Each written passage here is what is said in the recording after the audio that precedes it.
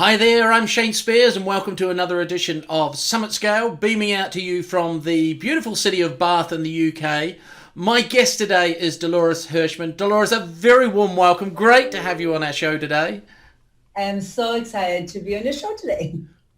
Brilliant. For those of you that don't know her, Dolores is an internationally recognized strategist, coach, speaker, and founder of Masters in Clarity, a coaching practice that helps clients clarify their idea worth sharing and implement business growth systems. As a speaker coach, Dolores leverages the TED speaking platform to turn successful professionals into thought leaders in their field. Brilliant stuff. Dolores, the title of our interview today is The Idea Method, a framework for clarity in business growth. And with 10 minutes, if you're ready, I will start the clock. I'm ready. Let's go. So before we get into it, tell us some more about yourself and your work, what you do, who do you work with, and why you do what you do. I love it. Thank you. Thank you, Shane. So I have always been puzzled since I was very, very young of why is it that amazing ideas that can have a positive impact in the world, sometimes we never hear about them or not until many years later. Or sometimes you have an idea, but it's not you who brings it out into the market. And so I have been curious and passionate about that kind of my quest. And I literally have built a business where I help people, what I call the ideapreneur, Right. the person that has the idea, give them the support and the guidance that they need to not only clarify that idea, which they may be very clear in their head, but it's very hard sometimes to communicate it. And if we don't communicate, we do not attract the resources and the support that our ideas need. I mean, I'm a mother of 4 children. It takes a village to raise a child. It takes a world to raise an idea. Yeah. And so I'm in the business of helping people with great ideas clarify their message, communicate it effectively, and create a business back office platform that can hold that attention and bring that idea into the marketplace and make a difference. Right. And I'm thinking, okay, so these are ideas people would start at startups getting an idea, but presumably there are other ideas you can be at any stage of a business and have kind of ideas where you want to take it to next.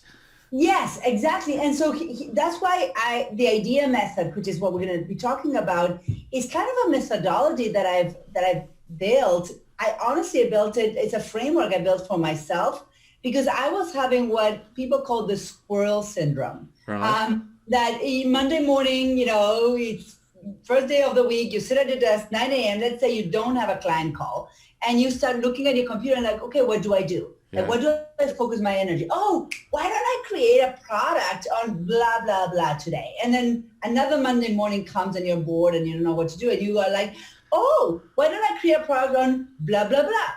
What happens, those are all great ideas.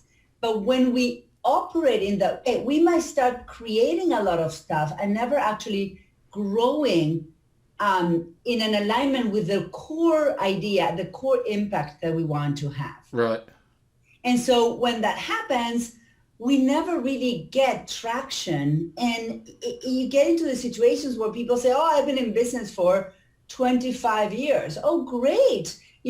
What is your strategy?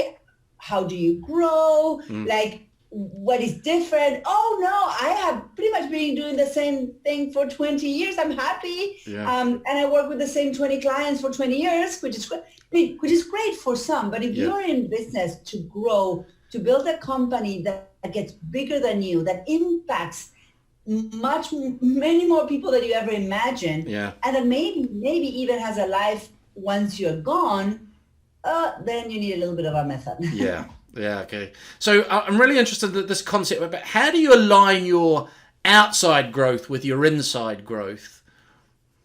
Well, in my view, your outside growth is a consequence of your inside growth. Right. Okay. And and it is a back and forth. It's a dance. Sometimes the outside asks you to do something that the inside will shy away from or get into fear. Let me give you an example. In 2016, my husband lost his job. December 2016 was his last paycheck. Again, I'm a mother of four, and for most of my life, I was a second income and a full-time mother. Yeah. So my focus was the children, and I still had my business and did really well, but it wasn't my main focus. And my main focus was the well-being of our kids. And so, to be honest, that December 2016, when I knew that come January, I was going to be the only income, I spent the whole December literally going to bed crying and waking up crying, saying, I can't. Like, I have a coaching business. It's very small. I don't have that much time. My kids are...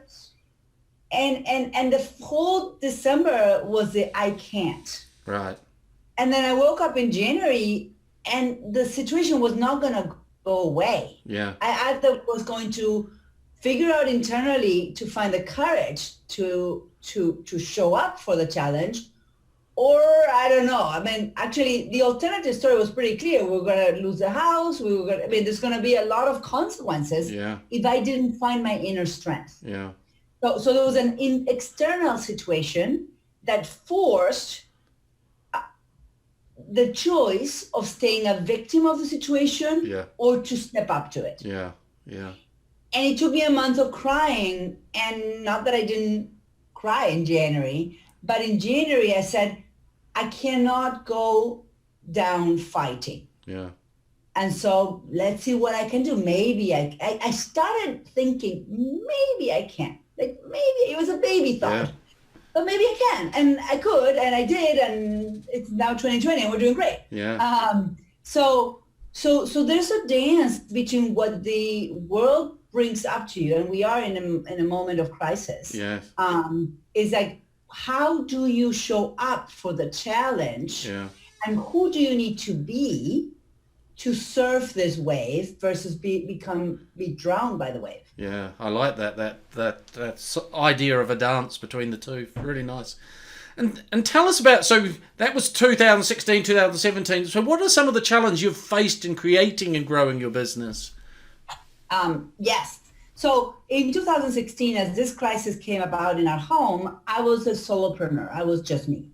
And so I knew that, of course, things shifted in our house, and I got more free time because my husband was helping more with the kids. And so my first challenge was capacity. Yeah. How do I earn more revenue while only having 24 hours a day? Yeah. So the first challenge was redesigning the business model, and that's what I did. I shifted some of my programs from one-on-one to a combination of time with me and time as a group. I went from 6-month contracts to 12-month contracts for stabilizing the cash flow. I started creating. I'm a hustler. I'm a creative. So I was like, okay, what problems can I solve for my client? So I started to think about my client, and I was really clear of the problem I was solving with my current service offering. I was like, okay, what other problems do they have, and can I do anything about those? Yeah. So I opened an agency because I work with small businesses and I help them grow. Yeah. So what are the problems they have? Well, they always need a website, and they always need VA, and they always need, like, I'm a writer, so I can help them write a book or a marketing book, what I call it. So I actually started building done for you services. And the interesting thing since then is it's been a lot of fun. B, I've been able to hire a lot of contractors, and we have a philosophy at Masters in Clarity. From my personal experience, I only hire women, moms actually. Right. I hire moms that want to stay home with their kids. Yeah, lovely. And so I started finding brilliant people that could help me. And now we have a whole offering of done for you agency services that our clients trust us to deliver. Yeah. And one of those products that I created and launched in 2019, I since have sold to a bigger company. Yeah, wow. And now I'm experiencing like, whoa, I'm a service company and I can sell one of my business units. Yeah. And I'm like, okay, what else can I sell? Yeah, brilliant. So it's stepping up to the challenge and thinking in your most creative way. Yeah. And seeing what comes. And it's not about I can't do that. It's more asking yourself, how can I do that? Right. And then, so I asked you a little bit about why you do what you do. So what advice can you give others about turning their life purpose into action? Yes. So in turning your life purpose into action, usually when we talk about life purpose, which I can share mine, which came up when I was doing my coaching training many, many years ago, it's going to sound grandiose. And I always say, bear with me, because if it's not grandiose, it's not a life purpose. It's a minute purpose. So my life purpose is I am the light that brings clarity. Right. That's like my kind of flowery, kind of statement. It's really hard to take action on that statement. Yeah. It's too broad. It's too intangible. It's too philosophical. Yeah. But what is it that it means? My life purpose means that I have always been the person people go to for sorting things out, right, for clarity, right, whether it's a life or the kitchen or my mom and the dishes, or my brother, as he said one day, Dolores, where's the capital of, I don't know, France? And I'm like, I was like 10 years old. I'm like, I don't know. And he's like, oh, you don't know anything. I said, I know where you keep your socks. Yeah. And you might know the capital of France, but I can put on socks and go out to school. Yeah. So I sort things out. That's my brilliance. Yeah. Yeah. And so when I look at my life purpose statement, I was like, okay, how can I translate that into a solution for someone, and who is that someone? Right. And so I could bring clarity to a lot of spaces. I choose to bring clarity to businesses. Yeah, lovely. And what kind of businesses? Well, businesses that are powered by people who are turning their expertise into a business for helping people in one way or another. Right. So I help experts monetize their expertise. Yeah. And I help them sort out the different parts of this process to do so. Yeah, brilliant. And if you could go back and give your younger self, one piece of advice, business advice, what would that be? Oh God, don't take things so seriously. Yeah. This too shall pass. Yeah. Yeah, it's really about, especially maybe, I don't know, maybe you can tell me, Shane, if that's true for you as a man, but I feel like we women sometimes are so hard on ourselves. And so judgmental. And this concept that if I don't know everything or have things perfect, then I cannot take action. It's irresponsible to take action unless everything is perfect. Yeah. Yes. Yeah. The growth and the perfection comes with the action. Yeah. I keep reminding myself, if Windows can put a version 1, 2, 3, 4, and so on and so forth, then I can also definitely put a version 1 of my coaching program, version 2, 3, 4, and so forth. Lovely. Yeah, I like that. Brilliant.